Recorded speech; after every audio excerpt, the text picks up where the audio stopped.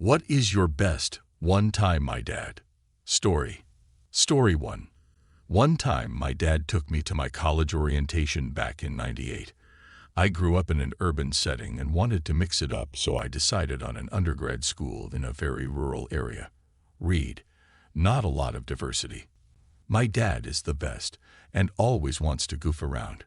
We had this Jeep growing up that we called Little Blackie because it was little and black. A running joke was that any time any of us in the family saw a similar-looking Jeep, one of us would yell, "Hey, look, it's Little Blackie.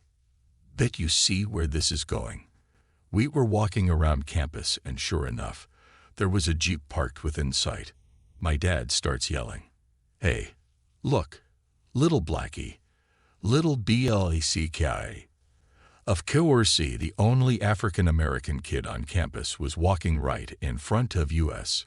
My dad was oblivious and kept on yelling. The poor kid looked at me in disgust, and I was so very mortified. I wanted to disappear. I ended up becoming really good friends with him later in my freshman year, and after I explained the whole story, he laughed super hard. Thank goodness. I still cringe thinking about it though. Story 2. One time, my dad defended my honor in the form of a snowball fight/massacre, which I didn't learn about until nearly a decade later.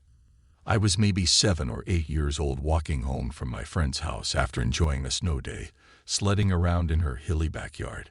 Apparently, the neighborhood boys around my age, I am girl, spent their day building a fort structure. I remember stopping briefly to admire it, but no kids in sight. Oh well, I turn and continue walking home. Suddenly about 5 boys popped out the back of the fort and pummeled the shit out of me with snowballs. I guess they also spent the day stocking ammunition and awaiting the perfect passing victim. They really F my shit up. I am a stupidly petite adult, and thus was a really tiny little girl, and these dumb boys really didn't understand that they were going too far. I was down on the ground and still getting nailed snowball after snowball, mostly in the head/face area. After the initial shock, I made efforts to block the shots with my snow saucer and finally got on my feet to run. They followed me until they ran out of projectiles and retreated. Relieved, I stopped running and was just so upset I was barely even walking. Just dragging my feet, crying, trying to wipe my face with big, stupid, bulky gloves. Then my dad's car pulls up next to me. He had gone to work that day, despite the snow, and had just pulled into the neighborhood. "Hey kid, need a ride?" So yeah, I get in the car, and he sees I've been crying. At first I wouldn't tell him why I was upset, because I was embarrassed and didn't want to be a tattletale. Once we pulled into the driveway though, he wouldn't let me out of the car until I told him what was up.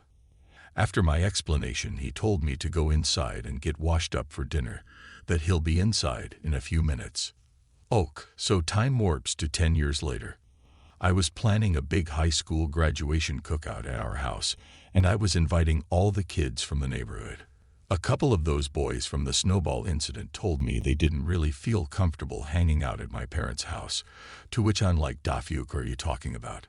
These boys then lay out this tale. On that fateful snow D-Day, my dad drove back to the kids' fort and screamed at all of them to come out, or he would call their parents. Once all the boys were lined up, Dad, still in his suit and tie, demolished their fort, kicked the shit all down. Then from the rubble, he made big-ass man-sized snowballs and made sure each kid got a violent face full of their precious fort. Heck yeah, Dad. I'm glad I had an opportunity to tell this story right at this moment. My dad is in the hospital tonight after a super terrifying heart issue/fainting episode this morning, and we're just waiting for more information and trying not to lose my mind. Story 3. One time my dad scared the piss out of a guy that wouldn't take no for an answer. I got pretty much peer pressured into going on a double date with a guy I hated, and I had told him I hated him. We both worked at the local fast food joint. I was fresh out of high school and naive, and felt like I had to be nice. He asked me out in a way that put me on the spot too. On his day off in the middle of my shift, he showed up dressed like he was going to a wedding, brought me a bunch of flowers, and asked me in the middle of a lunch rush, mortifying me, and everyone started chanting, "Say yes." I agreed and ran out on my shift crying and feeling like I couldn't back out. It was painfully obvious during and after the date that I was not interested. He kept calling me, texting me, leaving me threatening and weird voicemails. He even drove by my house a few times. My parents, noticing my change in mood, asked me what was up, and I told them and played them the voicemails. My dad asked me when we next had the same shift. I told him. My dad came to the restaurant after his factory shift. My dad is a big dude and looks scary, especially covered in grease and wearing a uniform. My dad busts into the restaurant, gives me a hug, asks me, "Where is the son of the bitch?" Everyone is frozen in place and slack-jawed. Anyone that knew my dad knew him as a goofy, kind guy, so they were just in awe of this whirlwind that had bust in the door. I pointed to the kitchen, and this dopey mother F looks like he is going to piss his pants. My dad points right at him and says, "Leave my Dave here, the F alone, or I will go back to jail." Tells me he loves me and mom is cooking dinner, waves to some of my friends he knows, and walks out the door like nothing ever happens. That guy went on break and never came back, and he never bothered me again. I wanted to clarify that I had asked him to stop and to leave me alone several times. I told him I wanted to have strictly polite coworker interactions and to respect my boundaries and personal space. I even talked to the restaurant manager, and I was told to give the guy a chance and to not be so stuck up. He didn't listen, and that is when my dad got involved, and only after him and my mom noticed my change in behavior and mood and asked what was wrong. This guy tried to add me on Facebook a few years ago. He seems to have turned out to be an all-right guy and is married. I hope he took this lesson to heart and learned to respect others' boundaries. I didn't add him strictly because my Facebook is limited to family and close friends that live in separate states and countries from me. Story 4. One time my dad cut off his fingertip. He was a safety/quality guy of all things in his professional life. However, when not working, he liked to drink hard. It was the weekend, so he was pounding back beers while building something like a fence or deck or maybe a effing airplane. The dude was a handyman/mechanic extraordinaire, so he was cutting wood in the garage for the coffin he was building. He had one of those spinning saws. I don't know what they are called. He realized I was too much of a peas to ever make anything myself, so he didn't waste his breath telling me what the tools were called. He just kept his focus on the rocking chair he was building. Anyways, he's wrecked. He's cutting a 2x4 for the doghouse roof and not completely paying attention. I was sitting on the porch actually playing my Game Boy. I could hear the saw and him building his replica train station, but he told me to stay out of the garage cause it could be dangerous. Good call. So I'm sitting there and I don't hear screaming like you'd expect when a dude building a loft isn't looking and cuts off the tip of his finger. Instead, I just heard the whirring of the saw and then a weird noise, which it turns out was his bone being cut. Then the saw shuts off, and what I hear is this very matter of fact, "Well, that's just what I effing need on my day off," and I was nearly done building that dock.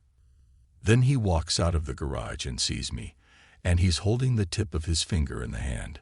He just cut it off between the thumb and pinky, and his middle finger is held up, and he's holding his other hand over the top of it and pressing down like he's calling a timeout.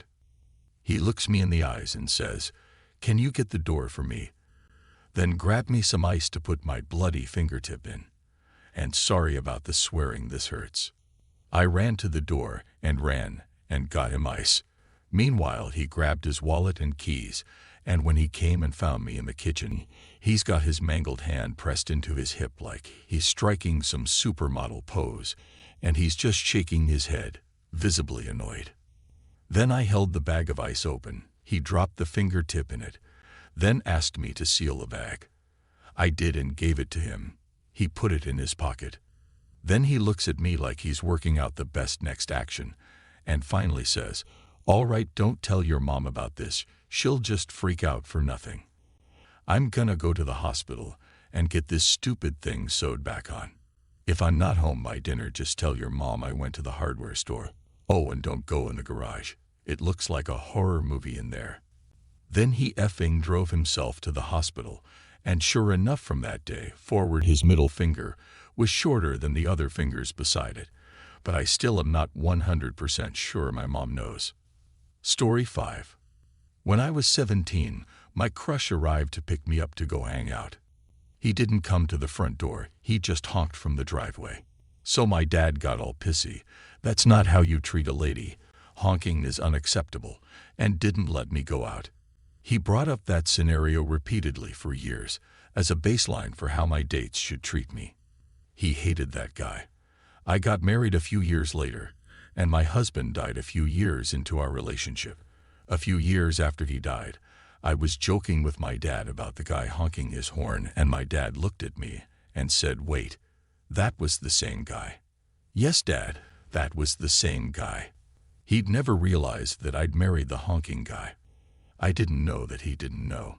My kids love that story. It's pretty hilarious. Story 6.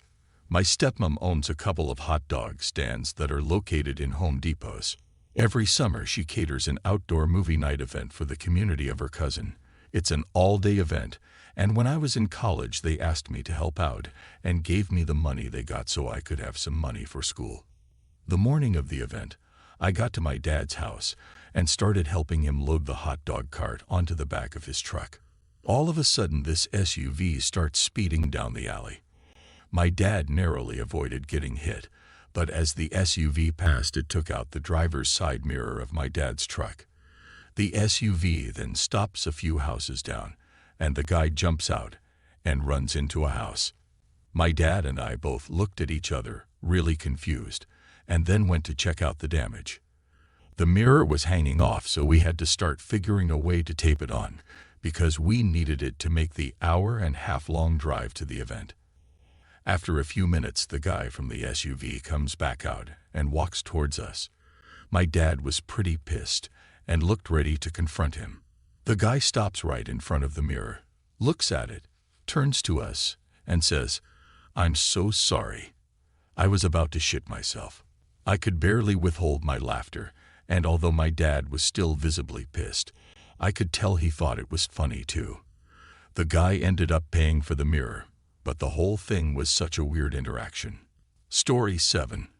One time my dad was riding his bike on a 3-foot-tall brick wall, slipped off, hit his head on it, and got knocked out behind it for an hour or so.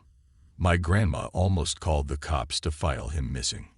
He also tried to see how far he could piss into a urinal. About 10 feet before he got caught by a teacher walking into the bathroom. He also dared his best friend to throw a full milk carton at a teacher. His friend did it. That teacher was also my grandma's best friend at the time. Him and my uncle were throwing snowballs at cars passing on the highway. They hit an undercover detective. They ran back to the house, and while my aunt didn't know, they snuck back in, and she had to talk to the detective. He also stole my aunt's VW Beetle and took it for a midnight joyride. They got it stuck in a ditch and had a farmer pull it out with a tractor. She just found out last year, nearly 40 years later. He really likes car horns.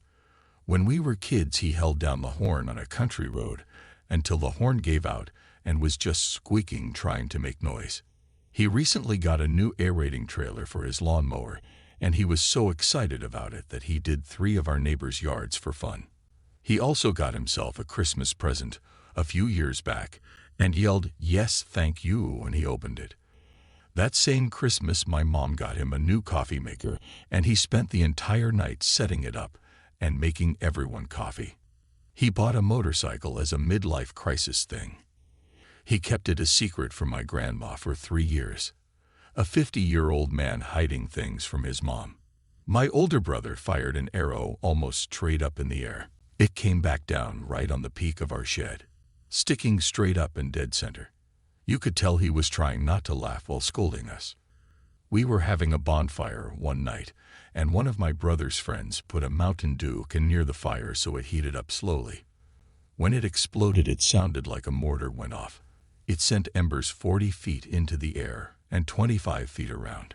After gaining our senses, we could see our dad's silhouette sprinting inside the house because he thought we were getting shot at. I've never seen him move that fast. To clarify, he was already in the house.